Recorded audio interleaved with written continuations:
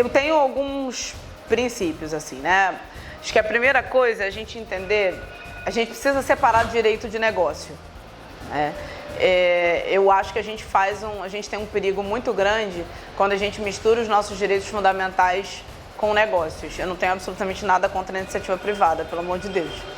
Mas quando a gente entrega alguns direitos, né, e começa a misturá-los e colocar alguns interesses privados na frente dos direitos fundamentais da população, a gente começa a ir por um caminho muito ruim.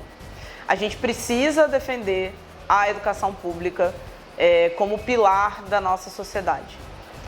A gente vive numa sociedade que demanda prioritariamente a educação pública.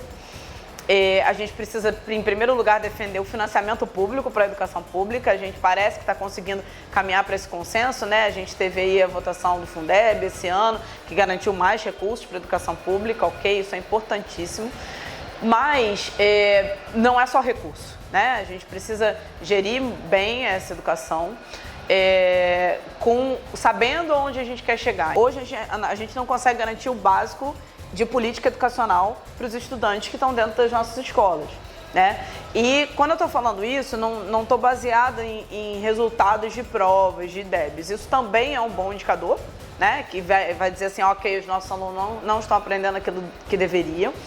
Mas a gente também precisa entender que a gente não está garantindo o básico em termos de o que seria a estrutura ideal, né? A gente sabe que a gente vive num país onde a maior parte das pessoas é pobre, onde a maior parte desses filhos e dessas filhas que estão nas escolas são filhos da classe trabalhadora. A gente tem pais que estão fora de casa o dia todo, então a gente precisaria ter avançado muito na educação em tempo integral, e a gente não tem avanços, principalmente aqui na cidade do Rio de Janeiro, né? A gente teve, pelo contrário, a gente andou para trás, tanto nas políticas de contraturno para esse tempo integral, quanto no avanço das matrículas, mesmo em que a gente chamaria de turno único, né? Que a grade, a matriz curricular é em tempo integral. E aí a gente precisa avançar nisso, e aí para isso a gente precisa de construção de escola, a gente precisa de contratação de professor, a gente precisa melhorar a infraestrutura dessas escolas, que não adianta também socar a criança lá o dia inteiro e você não ter nada nesse espaço que seja atrativo para essa criança. E aí, não só pensar na política da educação, mas naquilo que a gente vai ter de suporte para essa política educacional. A pandemia me preocupou muito porque pareceu que a escola era o único suporte que as nossas crianças e os nossos adolescentes tinham enquanto política social. Fechou a escola, a criança ficou sem comer. Fechou a escola, a criança ficou desguarnecida. Então a escola é a única política social que a gente tem para as crianças de baixa renda ou para as crianças de classe média baixa? É a única coisa que existe? Né? Onde é que estão as políticas de assistência social? Né? Onde é que estão as políticas de saúde, as políticas... Todas as outras políticas, elas não existem, é só a escola. A gente concentrou no orçamento da educação porque é o maior, tudo que a gente deveria ter. Então a gente precisa ter uma rede que esteja em torno da escola, que a gente até pode usar a escola territorialmente para dialogar com a assistência, para dialogar com a saúde, mas que a gente consiga trazer essa rede para que a gente possa, de fato, estruturar uma educação para que a gente consiga atender com qualidade todos esses alunos. E aí, por que universal, né? Porque a educação privada, ela não vai atender toda essa rede de proteção. A gente precisa do Sistema Único de Saúde, a gente precisa da assistência social e não vai ser pela rede privada que a gente vai conseguir fazer isso, é pela rede pública.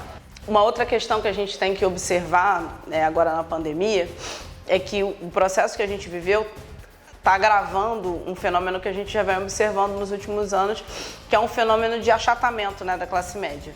Então, famílias que tradicionalmente não colocariam seus filhos na rede pública passaram e vão passar a trazer seus filhos para a rede pública, o que eu acho ótimo, tá? Não o fato das pessoas estarem tendo menos dinheiro, mas o fato de ter mais aluno na rede pública.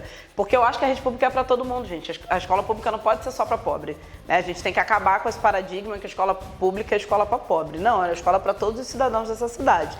E esse meu sonho como professora é que todo mundo estude na rede pública. E a gente vai precisar enfrentar alguns dilemas, assim. O primeiro é acabar com o abismo que existe de qualidade entre as nossas escolas, né? Deixar de ter aquela escola que todo mundo quer matricular o filho e a escola que ninguém quer matricular o filho.